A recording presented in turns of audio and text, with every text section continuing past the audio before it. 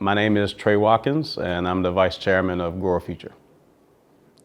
I think I have one of the most unique perspectives. I don't just say that, to be arrogant or something like that, but I grew up on one end of Vermont, and during my childhood, particularly in high school, because I went to VES, I spent 4 years on the other side of Vermont. And so growing up and seeing two different worlds, so to speak, within the same area in the same city, I was able to learn a lot. And most importantly, I was able to get an education. But what that education just taught me was a lot about people in general. And my neighborhood that I grew up in Daniels Hill, we had so many people that just loved us as kids. We had programs. Parks and Recs provided unbelievable opportunities at the rec center to be able to just grow if you wanted to grow, learn if you wanted to learn. It was a safe space. We had people like Mike Anderson, Dr. Anderson. He came back to our neighborhood and provided some programs that just taught us so much stuff that we didn't necessarily get in the rest of our neighborhood. I go back to my experiences and I think about my grandmother, who my grandmother had a 6th grade education, believe it or not, right? But she owned her own daycare business with a 6th grade education. And because of how much she loved, just giving people what she knew that they needed because she didn't have it herself. She didn't have the education. So from the time I was born, from the time I can remember, my grandmother made it very, very clear. And she was very adamant about making sure that education was at the forefront of everything that we did. And through her daycare and everybody in our entire neighborhood, she poured that love into all of us.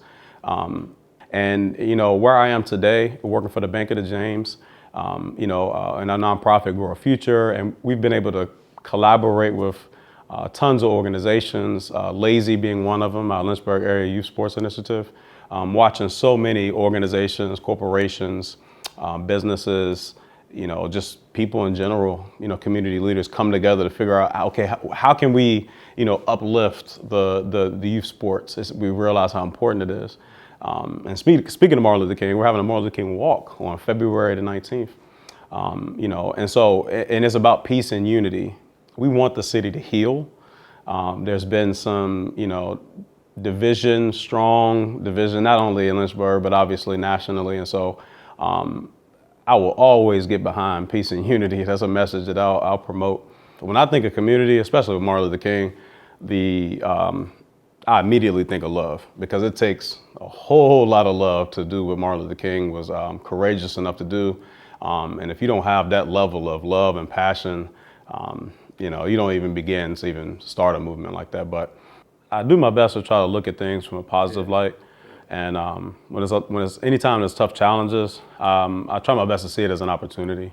I step up and I assess the situation. I say, okay, where do I fit in? Do we need someone to step in and be a leader? Do we need someone who can just play their role? And since I moved back to Lynchburg in 2019, right before the pandemic hit, and part of the reason I wanted to move back was to get involved in the community. And so I think there's just an opportunity for some changes to be made, some changes that needed to be made. And so while it's an unfortunate situation, I think it's just an opportunity to provide some overdue changes that, just natural, I mastered sort of being able to navigate, different cultures and being around different circles and different people. I was a 5-day boarder, so I spent 5 days, Monday through Friday at VES in Boonesboro.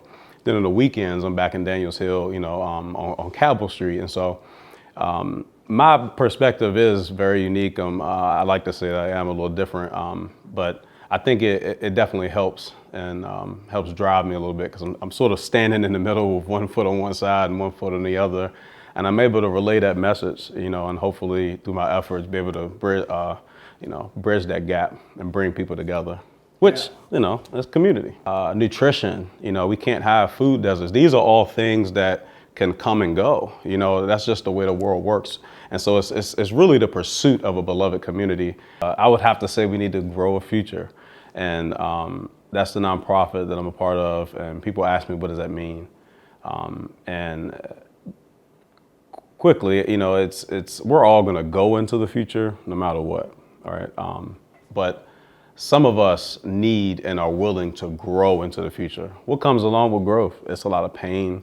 It's some disappointments. It's, some things may happen along the way. But at the end of the day, we have to grow.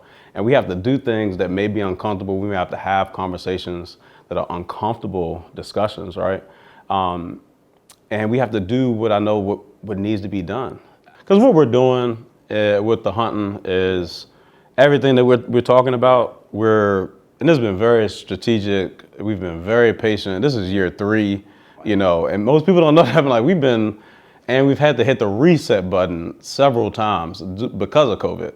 And so it's been a long journey, man. And we've been very thoughtful, and we want to just make sure that we we're building an institution, or not building because it's there, but we're, sort of, investing in it, yeah. Well, we're bringing it back to life, and an institution that upheld the Diamond Hill community particularly for a long time. It's like Diamond Hill Baptist Church, Dunbar High School, the Hunting YMCA, R.S. Payne, these are the institutions that's really been there for a long time. And when I moved back to Lynchburg in 2019, I thought to myself, I'm like, man, the doors are closed. I'm like, we can't. When I was growing up, I couldn't imagine, places like Daniels Hill or the Hunting YMCA being closed. I'm like, what would I have done?